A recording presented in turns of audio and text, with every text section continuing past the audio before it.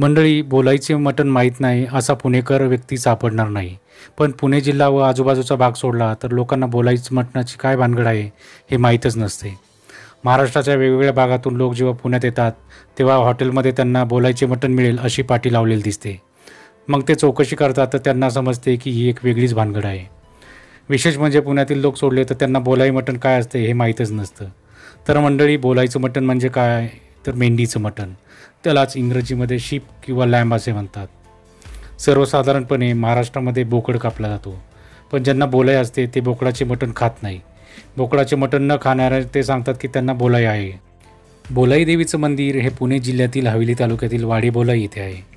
ही देवी ज्यांना असते त्यांना बोकडाचं मटण चालत नाही, तर ते बोकडाचं मटण ज्या भांड्यात केलेलं असते ती भांडीसुद्धा हे लोक वापरत नाहीत. जेव्हा एखाद्या हॉटेलमध्ये बोकडाचे व मेंढीचे मटण एकत्र मिळते तर अशा हॉटेलमध्ये सुद्धा ही व्यक्ती जात नाहीत. पुण्याच्या आसपास बोलाई मटण मिळणारे खूप सारे हॉटेल्स आहेत. या मंदिराला भेट देण्यासाठी महाराष्ट्राच्या कानाकोपऱ्यातून भक्तगण इथे दर्शनाला येत असतात. मंदिराच्या आवारात पांडवकालीन एक तळं असून त्याच्यात हातपाय धुतल्याने त्वचेचे रोग व विकार दूर होतात अशी एक श्रद्धा आहे.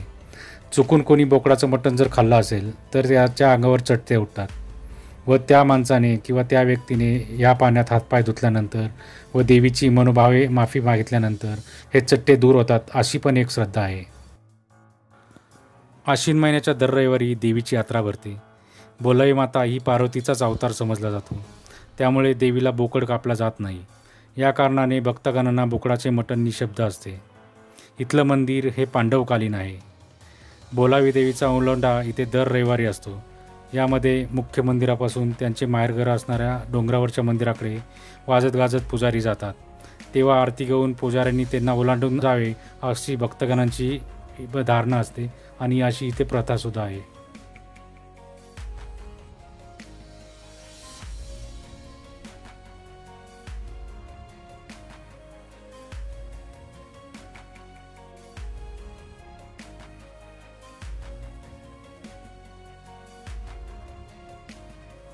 तुम्हाला हा व्हिडिओ कसा वाटला हे नक्कीच सांगा. व्हिडिओ आवडला असेल तर व्हिडिओला लाईक करा, कमेंट्स करा, शेअर करा आणि तुम्ही अजूनही या चॅनलला सबस्क्राईब केलं नसेल तर चॅनलला सबस्क्राईब करा. धन्यवाद. करा.